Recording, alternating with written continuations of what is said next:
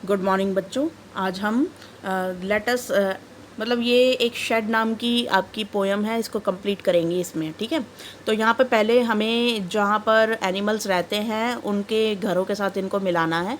तो इसको मैच करते हैं। सबसे पहले यहाँ पे मैच द फॉलोइंग लिखा हुआ है। लायन, लायन हमेशा डेन में रहता है, यानी कि गुफा में रहता है। ठीक है, और जो स्पैरो होती है वो रहती है अपने कहाँ पे, नेस्ट में। तो ये नेस्ट ई वाले में मिल जाएगा जाके। ठीक है, हॉर्स जो होता है वो स्टेबल यानी कि अस्तबल में रहता है, तो वही स्टेबल इंग्लिश में ही उसका वर्ड होता है, तो यहाँ पर स्टेबल लिख देंगे। ठीक है, स्पाइडर जो होता है वो वेब में रहता है, कॉबवेब मतलब मकड़ी का जाला, और रैबिट जो होता है वो मीडोज में रहता है। तो यहाँ पे थोड़ा सा इसको बड़ा कर लेती हूँ मैं, ताकि ये अच्छे से इसका मिलान हो जाए। यहाँ पे देखिए, लायन कहाँ हो गया, डेन के अंदर।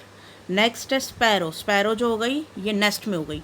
हॉर्स जो हो गया ये स्टेबल में हो गया। ठीक है, यहाँ पे डी वाले में हॉर्स स्टेबल, इस तरीके से। ठीक है, स्पाइडर जो हो गया ये कॉबवेब हो गया। वेब जहाँ पे भी लिखा होगा स्पाइडर का जाला वहीं पर होता है। ठीक है ना, तो वेब का मतलब जाला होता है, तो स्पाइडर उसी में मिला दोगे आप। और रैबिट जो है ये सबसे ऊपर मीडोज में रहता है, यानी कि घास के मैदानों में। ठीक है, घास का मैदान। सो अब यहाँ पे ये कंप्लीट हो गया है, तो अब मैं नेक्स्ट पे चलती हूँ। यहाँ पे सबसे पहले हम पोएम पढ़ेंगे। So now what about ghosts. तो भूतों के बारे में क्या। Do you think they exist, क्या आपको लगता है कि वो होते हैं। वेयर डू दे लिव, वो कहाँ रहते हैं। Let's find out in this poem the shed, चलो इस पोएम के अंदर ढूंढते हैं। This poems open with a description of shed which is at the end of the speaker's garden। तो ये स्पीकर के गार्डन में एकदम अंत के अंदर, मतलब गार्डन का जहाँ पे अंत होता है, तो वहाँ पे एक शेड बना रखा है। जैसे वो पुराने भंगार रखने के लिए एक कमरा सा नहीं बना देते गार्डन के अंदर, तो बस वही है। तो वो अभी तक उसके अंदर गया नहीं है, और वो बाहर बाहर से देखता है उसको, लेकिन अब उसी के बारे में वो डिस्क्रिप्शन देता है, तो वही पढ़ना है। ठीक है, there is a shed at the bottom of our garden, हमारे गार्डन में नीचे एक शेड है। With a spider's web hanging across the door, और उसके ऊपर उसके अंदर जो है वो स्पाइडर का जो जाला है वो एक तरीके से लटका हुआ है। ठीक है, the hinges are rusty and creak in the wind.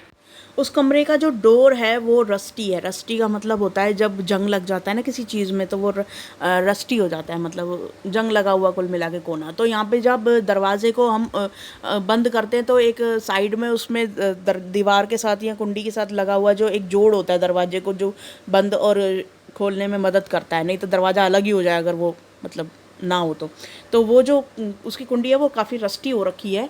और साथ में यहाँ पर जब भी उसमें हवा बहती है तो वो चरमराती हुई सी आवाज़ करती है। ठीक है, when I am in bed I lie and I listen, जब भी मैं अपने बेड पर लेटा हुआ होता हूँ तो मैं उसको सुनता हूँ। I will open that door one day, और मैं उस डोर को एक दिन ज़रूर खोलूँगा, यानी कि अभी तक वो उसके अंदर कभी गया नहीं है, वो एक दिन जाकर उसमें ज़रूर देखेगा कि क्या है।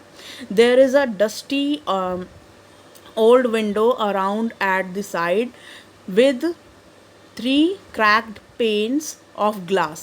तो वो बोलता है कि उसकी मतलब तीनों साइड जो है वो टूटे हुए कांच की एक विंडो, मतलब विंडो वगैरह बनी हुई है, तो उसके अंदर वो देखेगा। I often think there is someone staring at me, मुझे लगता है कि उस विंडो में से कोई ना कोई मुझे देख रहा है।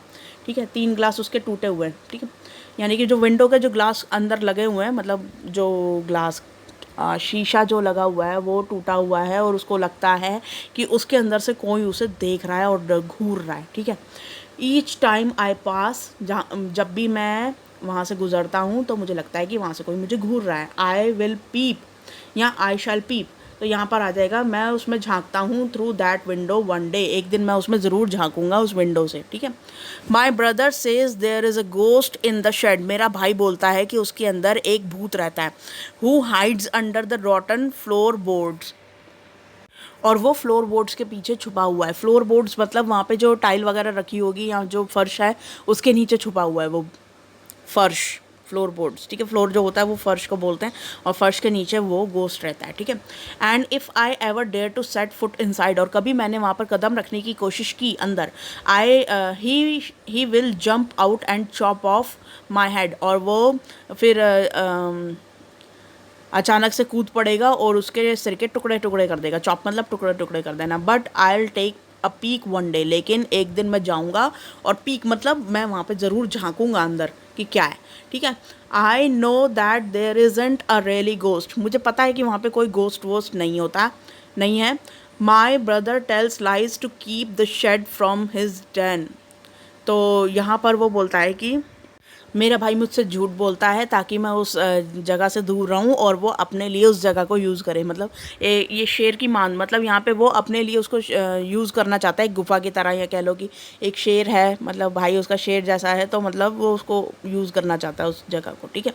There isn't any one staring making और making strange noises and the spider has been gone from his web, तो यहाँ पे वो बोलता है कि मुझे नहीं लगता कि वहाँ से कोई मुझे घूरता है, अब तो वहाँ से स्पाइडर भी चली गई है, और वो स्ट्रेंज नॉइसेज आती थी वो भी ख़त्म हो गई है, मतलब वो आवाज़ें आनी भी बंद हो गई हैं उसमें से।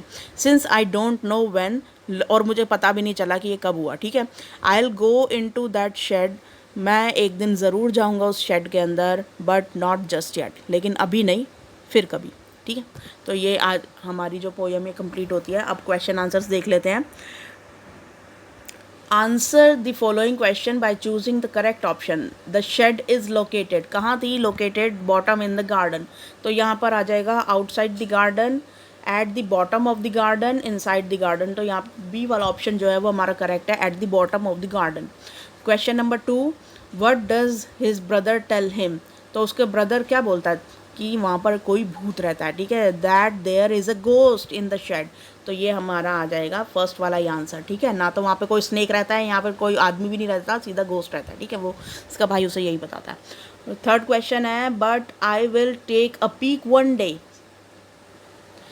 What quality does the poet wish to highlight, तो यहाँ पे बोलता है कि मैं एक दिन ज़रूर झाँकूंगा, तो वो क्या बताता है?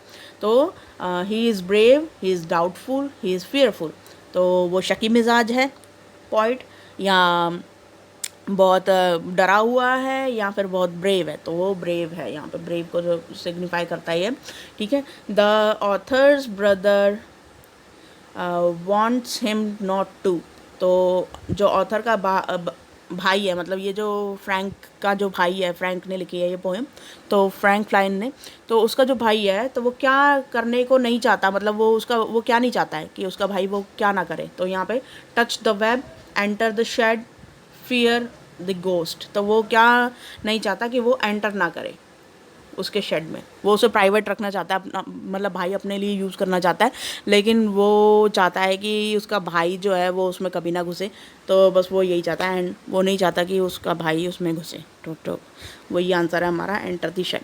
तो आज की हमारा ये जो वर्कशीट है ये कंप्लीट होती है इस तरीके से। आई होप आपको ये पोएम समझ में आई होगी। Thank you.